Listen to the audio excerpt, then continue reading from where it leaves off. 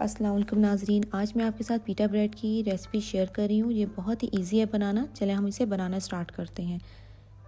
एक बाउल ले लिया मैंने, उसमें मैंने 1 कप वार्म मिल्क ले लिया। ये मैं ऐड करूँगी और ये ना ज़्यादा ठंडा है और ना ही ये ज़्यादा गर्म है।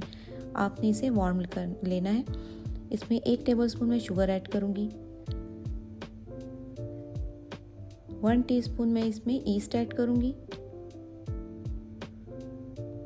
और 2 टेबलस्पून मैं इसमें सूजी ऐड करूँगी। ये तमाम इंग्रेडिएंट जो है मैं मिल्क में ऐड करूँगी।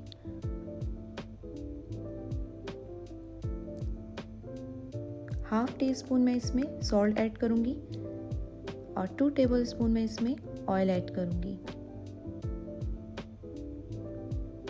इन तमाम इंग्रेडिएंट्स को आप अच्छी तरीके से मिक्स कर लें। हैंड बीटर से या फोक से आपने अच्छी तरह से इसे मिक्स करना है।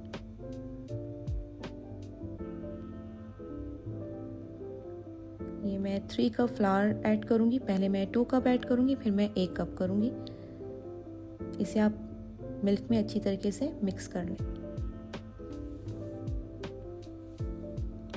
इस तरह आप अच्छी तरह से इसे मिक्स करें।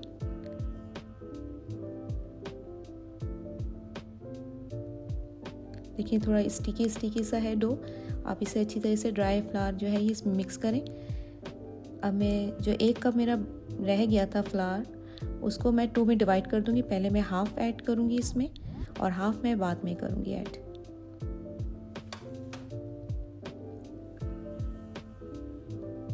इसे अच्छी तरह से आप मिक्स कर लें।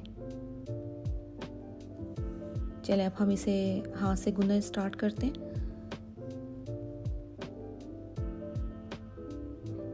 ये जितनी अच्छा गूंदेगा उतना ही अच्छा इसका रिजल्ट आएगा। ये जितने भी ड्राई फ्लावर है इसको अच्छी तरह से आप मिक्स करें। इसका अच्छी तरह से आप डो बनाएं इसका। ये देखिए कितना स्टिकी सा है ये। जब ये जो ड्राई फ्लावर है इसके साथ अच्छी तरह से मिक्स हो जाएगा तो फिर ये मैं जो बाकी जो बचा हुआ वो भी मैं इसमें ऐड कर दूंगी और मैं तब तक गूंदूंगी जब तक ये मेरे हाथ से सारे ये डो निकल ना जाए। ये देखिए मेरा हाथ भी क्लियर हो चुका है, साफ़ हो गया है। अब कितना अच्छा ये डो गूंद चुका है। इसको मैंने तकरीबन 5 to 10 मिनट तक गूंदा है। अब इसमें मैं हल्का सा ऑयल पोर कर दूंगी ऊपर इसके।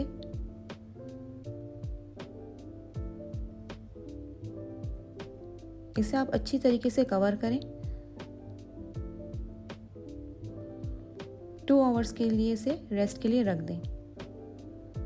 अब ये देखिए 2 आवर्स फिनिश हो गए हैं। तो अब ये देखिए कितना अच्छा डो हो गया है, बना है। इसके अंदर जो है एयर कितना अच्छा आ गया। ये देखें साइडों से कितना ये अच्छा सा ये डो बन गया है, बिल्कुल सॉफ्ट सा।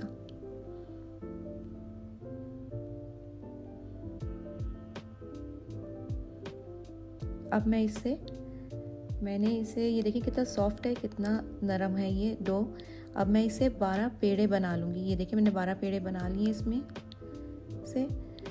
अब इसे जो है मैं 20 मिनट रेस्ट के लिए रख दूँगी अच्छी तरह से कवर करके।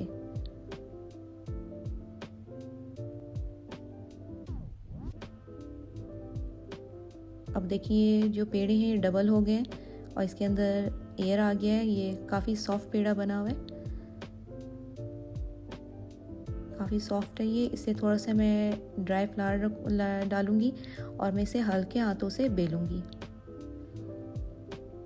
इसे आप फास्ट बिल्कुल नहीं बेलिएगा क्योंकि ये जो है ये फोल्ड होना शुरू हो जाएंगे और सही तरीके से बेलेंगे नहीं। तो आपने इसे हल्के हाथों से बेलना है।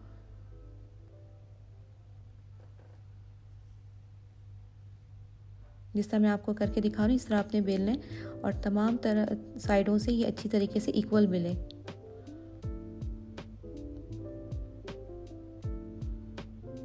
आपने हर तरफ से इक्वल करना है इसे।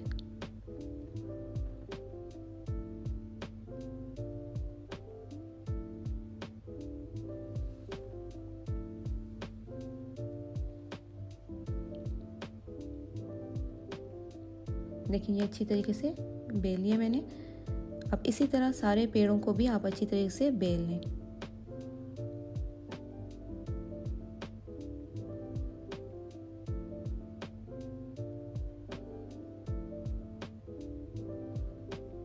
अब मैं ये पीटा ब्रेड जो मैंने बनाया है इसे मैंने तकरीबन 15 to 20 मिनट रेस्ट के लिए रखूँगी। ये देखें, ये जो ये है राउंड, इसका देखें कितना थोड़ा सा इसका एजेस थोड़े से फूल गए हैं सारे।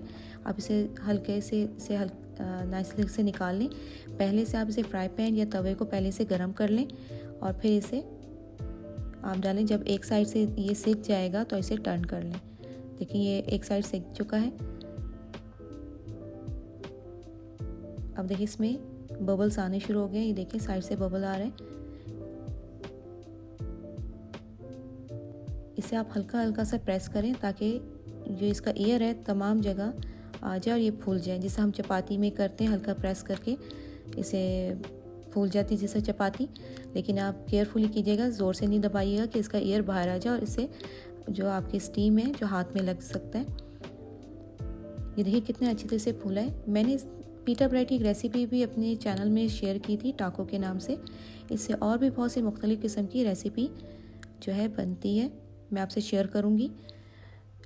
और ये देखिए कितनी अच्छी तरीके से ये फूल गया है। ये आप सालन के साथ भी खा सकती हैं और ऐसे भी खा सकती हैं।